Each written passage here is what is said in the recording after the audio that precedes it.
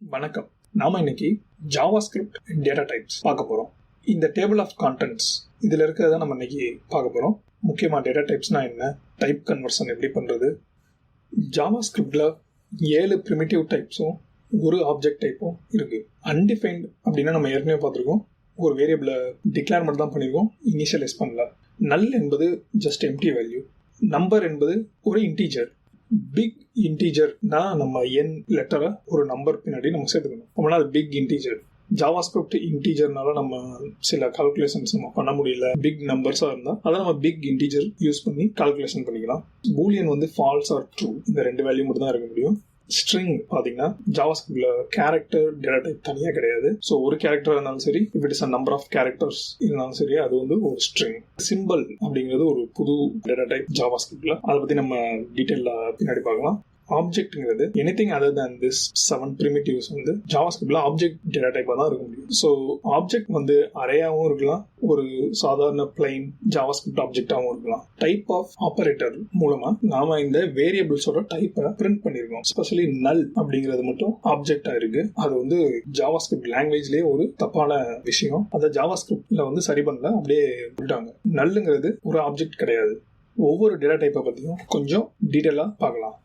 பூலியன்ங்கிறது ரொம்ப simple, 2 value தான் இருக்க முடியும். ஒன்று ட்ரூவா இருக்கலாம், இல்லை ஃபால்ஸா இருக்கலாம். நம்பர்ஸை பத்தி பாத்தீங்கன்னா அது ஒரு இன்டீஜரா இருக்கலாம், இல்லை ஃப்ளோட்டிங் பாயிண்ட் நம்பரா இருக்கலாம். ஃப்ளோட்டிங் பாயிண்ட் நம்பர் அப்படின்னா என்னன்னா, நம்ம ஒரு டெசிமல் பாயிண்ட் வச்சிருக்க நம்பர், இல்லை ஃபிராக்ஷனா டெசிமலா நம்ம வந்து ரெப்ரசென்ட் பண்ண நம்பர் தான் ஒரு ஃப்ளோட்டிங் பாயிண்ட் நம்பர். உதாரணத்துக்கு பையோட வேல்யூ வந்து 3.14 இல்லை 22/7. அந்த டெசிமல் பிளேசஸ் இருக்க வேல்யூஸ்லாம் நம்ம ஃப்ளோட்டிங் பாயிண்ட் நம்பர்ல ரெப்ரசென்ட் பண்ணலாம். இன்டீஜர்ங்கிறது negative number, 0 and any positive number. இந்த இன்டீஜருக்கும் ஃப்ளோட்டிங் பாயிண்ட் நம்பர்ஸ்க்கும் ஒரு ரேஞ்ச் இருக்கு. இங்க பாத்தீங்கன்னா மேக்ஸ் சேஃப் இன்டீஜர் அப்படின்னு சொல்லி ஒரு 16 டிஜிட் நம்பர் இருக்கு.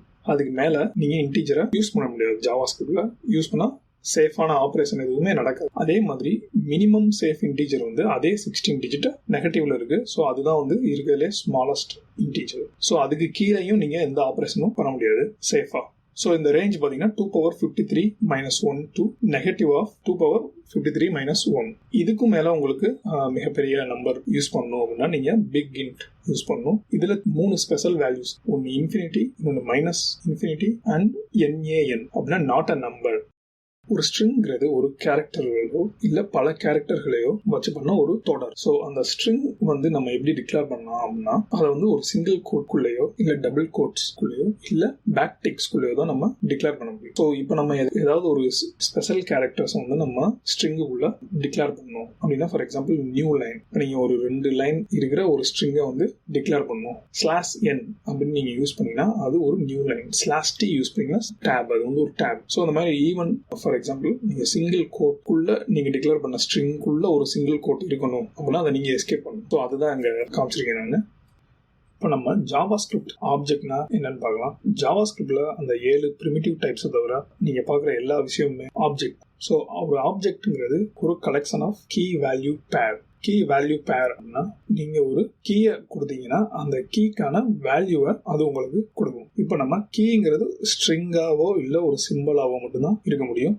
ஸோ ஆப்ஜெக்ட்ல வேல்யூ வந்து என்ன வேணாலும் இருக்கலாம். அது வந்து ஒரு நம்பராவோ ஸ்ட்ரிங்காவோ பூலியனாவோ இல்லை ஒரு ஃபங்க்ஷனா கூட இருக்கலாம். இங்க உதாரணத்துக்கு நான் 2 ஆப்ஜெக்ட் கொடுத்துருக்கேன். ஒரு ஆப்ஜெக்ட் வந்து பர்சனையும் இன்னொரு ஆப்ஜெக்ட் வந்து காரையும் நோட் பண்ணுது. ஸோ பர்சனுக்கு வந்து என்ன கீ இருக்கலாம், நேம் அண்ட் ஏஜ் இருக்கலாம். ஸோ இப்போ நீங்கள் பார்த்தீங்கன்னா பர்சனோட ப்ராப்பர்ட்டிஸ், இது வந்து ஒரு பர்சனுக்கு என்ன ப்ராப்பர்ட்டிஸ் நம்ம ஸ்டோர் பண்ண முடியும் அப்படின்னா அதோட நேம், ஏஜ், வெயிட், ஹைட் இந்த மாதிரி ஸ்டோர் பண்ணலாம். ஸோ அதில் வந்து கீ என்ன வேல்யூ நம்ம ஸ்டோர் பண்ணுறோமோ அது வந்து வேல்யூஸ். இப்போ நீங்கள் பார்த்தீங்கன்னா properties is are keys and value வந்து நம்ம என்ன ஸ்டோர் பண்ணோமோ அதுதான். நம்ம இப்போ அரேயை பற்றி பார்ப்போம். ஸோ அரேங்கிறது still it's an object data type, ஆனால் இது வந்து ஒரு டேட்டா ஸ்ட்ரக்சர். ஸோ அரேங்கிறது ஒரு டிஃப்ரெண்ட் டேட்டா ஸ்ட்ரக்சர். இப்போ நம்ம எப்படி ஒரு ஆப்ஜெக்ட் பார்த்தோமோ அதேமாதிரி அரேங்கிறது ஒரு டிஃப்ரெண்ட் டேட்டா ஸ்ட்ரக்சர். ஸோ ஒரு அரேயை நம்ம இண்டெக்ஸ் பண்ணலாம். இண்டெக்ஸ் பண்ணலாம் அப்படின்னா என்ன அப்படின்னா வந்து இப்போ ஃபார் எக்ஸாம்பிள் ஒரு நோட்டு புத்தகம் இருக்கு, சாப்டர் 5 வந்து இப்போ ஒரு 40வது பேஜில் இருக்கு அப்படின்னு சொன்னால் உங்களால் 40வது பேஜுக்கு போக முடியும். அதே தான் எக்ஸாம்பிள் வவல்ஸ் அரேல ஃபர்ஸ்ட் லெட்டர் அப்படின்னா வந்து 0. So arrays are always indexed by 0. So இப்போ நீங்கள் அரே வந்து ஒரு புக் மாதிரி நீங்கள் நினச்சிக்கிட்டீங்கன்னா, ஸோ புக்கு வந்து பேஜ் நம்பர் 0ல இருந்து ஸ்டார்ட் ஆகுது. அப்போ 5 பக்கம் இருக்கக்கூடிய புக்கு வந்து 4வது பக்கத்துலேயே முடிஞ்சிடும். ஏன் அப்படின்னா 0 ஸ்டார்ட் ஆகுறதுனால.